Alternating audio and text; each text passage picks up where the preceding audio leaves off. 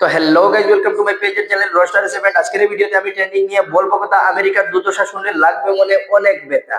তাতে আমার বাল ছেঁড়া গেল।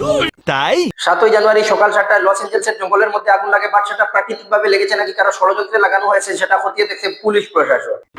বাট আগুনটা লাগার কয়েক মিনিটের মধ্যে বেশ কিছু জায়গায় ছড়িয়ে পড়ে, যা বিশেষজ্ঞদের মতে অকল্পনীয়। এটা হাস্যকর।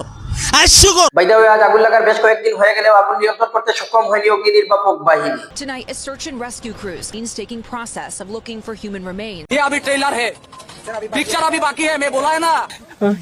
अमेरिका के लॉस एंजलिस में लगी आग से 25 लोगों की मौत हो चुकी है। लोगों को इमरजेंसी एग्जिट अलर्ट दिया गया है। যেটা আমেরিকার কাছে সবচেয়ে বড় ব্যর্থতা। পৃথিবীর মধ্যে একমাত্র সুপার পাওয়ার দেশ হচ্ছে আমেরিকা, কিন্তু সেই আমেরিকা আজ আল্লাহর গুজবের কাছে ব্যর্থ। সঠিক বলেছেন। বাই দ্য ওয়ে, কেউ বলছেন ফিলিস্তিনের বাচ্চাদের কান্না নাকি আল্লাহর কাছে কবুল হয়ে গেছে। ঠিক বলেছো। কেননা ইসরায়েল যতটা বম্বিং করেছিল প্যালেস্টাইনের অসহায় বাচ্চাদের উপর, তাতে নাকি আমেরিকার হাত ছিল। কথা কি ক্লিয়ার না ভেজাল আছে? যার জন্য নাকি আজ আমেরিকার এই অবস্থা। অবশ্য আমি নিজেই একমত।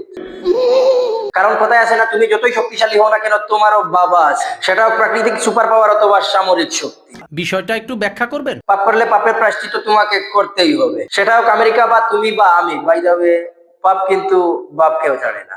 ইহা সত্য, ইহা সত্য, ইহা সত্য। জাস্ট এই কথাটাই কিন্তু চিরন্তন সত্য। বাই দ্য ওয়ে, আমরা তখন ডিসকাস করেছি আমেরিকার ব্যর্থতা নিয়ে। বাট এখন আমরা এক্সপ্লেন করবো তাদের ক্ষতি সম্পর্কে, যা আমেরিকার ইতিহাসে সর্বোচ্চ দাগ রেখে যাবে। 7ই জানুয়ারি থেকে 17ই জানুয়ারি পর্যন্ত আমেরিকার ক্ষতি হয়েছে $250 বিলিয়ন।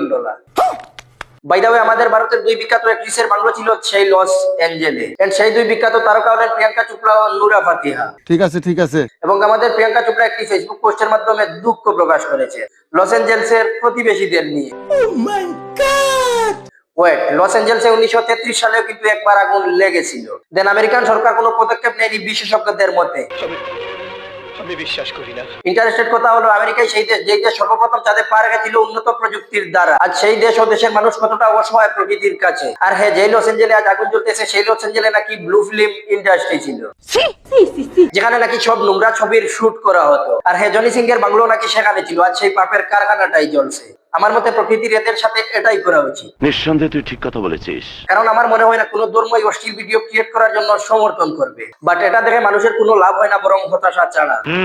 জলসে জলুক পাপের কারখানা, তাতে আমাদের কিছু যায় আসে না।